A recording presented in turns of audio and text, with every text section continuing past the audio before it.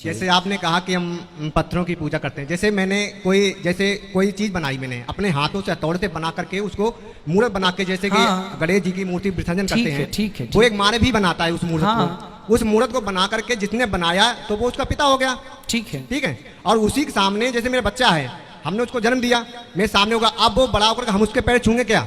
अस्सलाम वालेकुम रहमतुल्लाहि व बरकातुहू। गाइस, आज की वीडियो में आप देखेंगे इंडियन हिंदू पंडित अनिरुद्धाचार्य से एक लड़का सवाल करता है।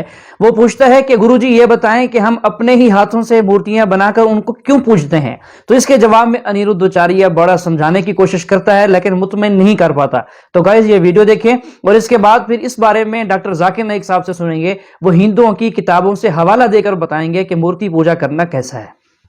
जैसे आपने कहा कि हम पत्थरों की पूजा करते हैं, जैसे मैंने कोई चीज बनाई, मैंने अपने हाथों से हथौड़े से बना करके उसको मूर्त बना के, जैसे कि गणेश जी की मूर्ति विसर्जन करते हैं, ठीक है। वो एक माने भी बनाता है उस मूर्त को, उस मूर्त को बना करके जिसने बनाया तो वो उसका पिता हो गया। ठीक है। और उसी के सामने जैसे मेरा बच्चा है, हमने उसको जन्म दिया, मेरे सामने होगा, अब वो बड़ा होकर हम उसके पैर छूंगे क्या? माता भगवान है, पिता भी भगवान है। जब आपको कल के बच्चे होंगे कल, तो छोटे छोटे जो बच्चे होते हैं ना, वो बच्चे कौन हैं? वो भी भगवान है। इसी प्रकार बेटा ऐसा है कि पहले माँ में भगवान को देखो, पिता में भगवान को देखो, फिर धीरे धीरे सब में ही भगवान को देखो, फिर पत्थरों में भी भगवान को देखो। यदि जड़ चेतन वस्तु में आपने ईश्वर को देख लिया, जिसने अपनी माँ के अंदर भगवान को देख लिया, जो इंसानों में भगवान को देख सकता है, वही पत्थर में भी भगवान को देख सकता है। जो इंसानों में भगवान को नहीं देख सकता, वो पत्थर में भी भगवान को नहीं देख सकता। उसी तरह तुम भी भगवान हो, ये भी भगवान है, तुम्हारे बच्चे भी भगवान है, तुम्हारे घर में जो पेड़ लगा है वो भी, तुम्हारी गौ माता, तुम्हारी बकरी, सब ईश्वर है। वो तो एक ईश्वर अंदर, जो सबके अंदर बैठे हैं, परमात्मा। जैसे साइंस की भाषा में कहा जाए तो एनर्जी है ना, ऊर्जा एनर्जी है। तो आप एनर्जी कहेंगे, हम उसे ईश्वर कहेंगे, परमात्मा कहेंगे। तत्व एक है, कहने के अर्थ दो है। आपने बिल्कुल सही फरमाया कि हिंदू धर्म ने हिंदू ये समझते हैं कि जब पत्थर को पूछते हैं तो एनर्जी, आपने साइंस के बारे में कहा एनर्जी है, आपके इसमें एनर्जी, मेरे इसमें, मैं एनर्जी के बारे में बिल्कुल, मुझे कोई इख्तिलाफ नहीं है, एनर्जी है। लेकिन ये कहना कि ये एनर्जी अल्लाह है, ये एनर्जी खुदा है, ना कुरान में लिखा है ना वेद में लिखा है। पॉइंट नंबर 1, ये आपकी गलत फहमी है कि ये एनर्जी खुदा है। कुरान में लिखा है कि उसके जैसा कोई नहीं है, there is nothing like it, वलम यकुल लहू कुफुवन अहद, उसके जैसा कोई नहीं है। यही चीज बाइबल में लिखा है, there is nothing like unto it in the haven above, in the earth beneath, in the water beneath the earth. भगवान के जैसा मुमकिन ही नहीं, कोई भी चीज आसमान में हो, धरती पे हो, जमीन पे हो, ना कंकर, ना पत्थर, ना मूर्ति। वही लिखा है वेद में, न तस्य प्रतिमा अस्ति, उस भगवान का कोई अक्स नहीं, कोई पेंटिंग नहीं, कोई फोटोग्राफ नहीं, कोई मूर्ति नहीं। तो ये लिखा है धार्मिक किताबों में, लेकिन धर्म के मानने वाले अपनी आसानी के लिए तब्दील कर रहे हैं। मिसाल के तौर पे आप सपोज बिजनेसमैन हैं, आप एक कंपनी के मालिक हैं, आप एक अपना पुराना उसूल, किस तरीके से कंपनी चलना चाहिए, उसूल से चलते आ रही है।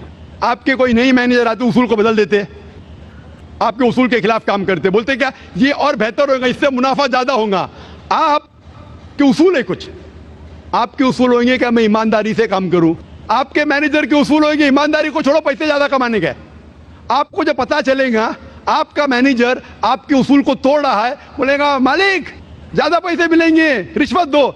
आप उसे सहमत है? आप बोलेंगे ज्यादा पैसे छोड़ो, मिलते क्या नहीं मिलते, रिश्वत देना हराम है।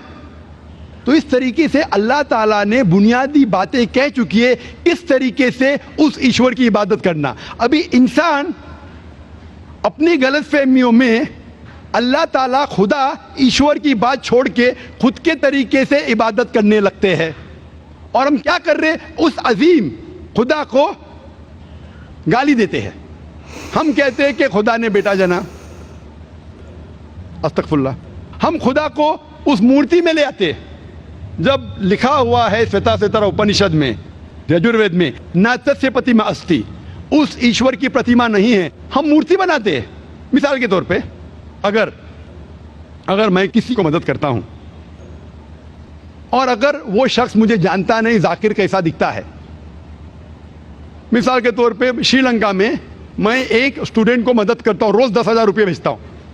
اس کو پتا نہیں ذاکر کے ساتھ کیا کرتا ہے, وہ کاکروچ بناتا ہے, کاکروچ, اور روز صبح کو بولتا ہے ذاکر شکریہ. جب مجھے پتا چلے گا اس نے مجھے کاکروچ بنایا, کیا مجھے خوشی ہوگی؟ بھلے وہ مجھے کچھ خالی دل میں کہتا تھا ذاکر شکریہ کافی ہے, شکریہ نہیں بھی کہتا تھا چل جاتا تھا, لیکن مجھے کاکروچ بنایا, انسان سے کاکروچ بنایا. مجھے فرق پڑے نہ پڑے, وہ تو بیوقوف بن رہا ہے نا.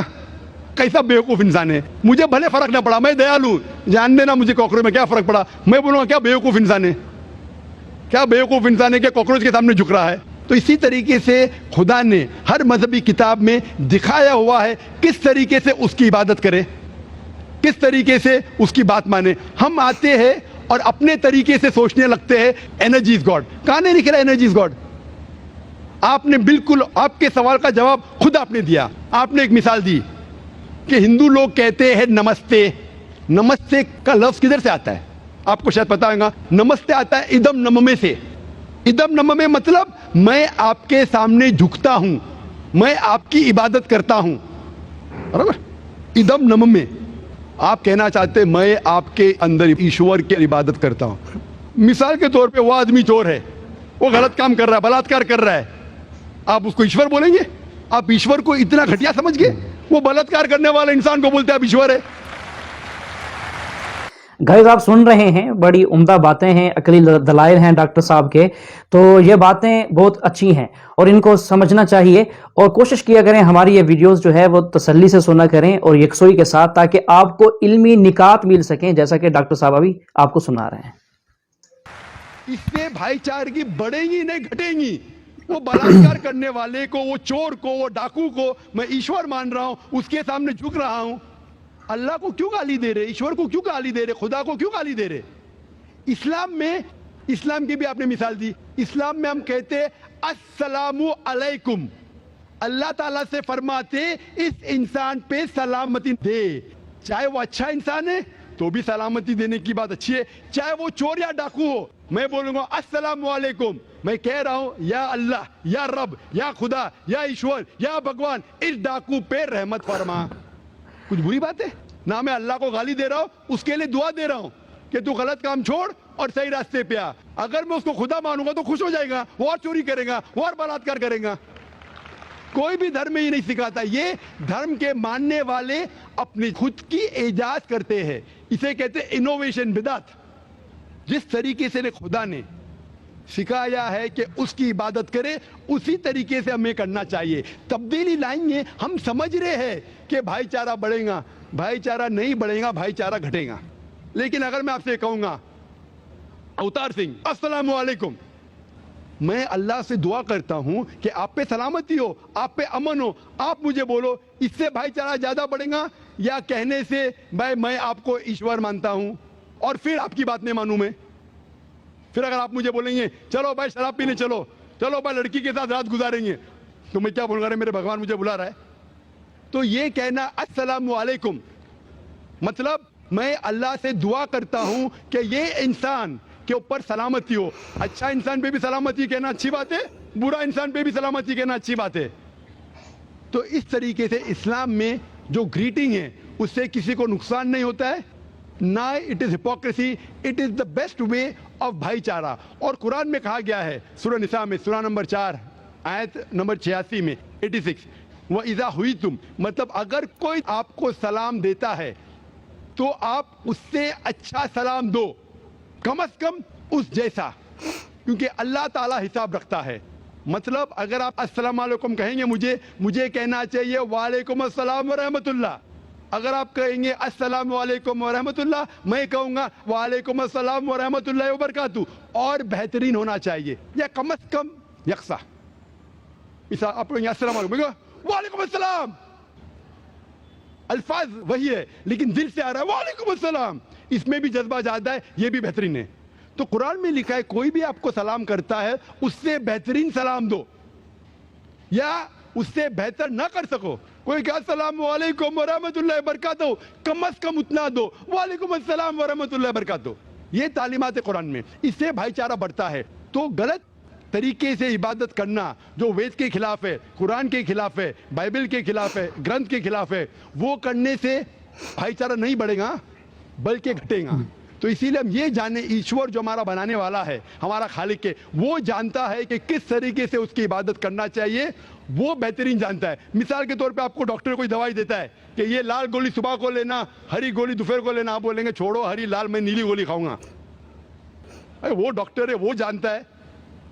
تو اسی طریقے سے ہمارا خالق، ہمارا مالک خدا ہے، اس کی بات کے اوپر عمل کرنا. اسی لیے جو انسان خدا کی باتوں پہ عمل کرتا ہے اسے کہتے ہیں اسلام، مطلب submit, he is called as a Muslim. تو جو کوئی اللہ کے مطابق چلتا ہے اسے کہتے ہیں person who submits his will to God.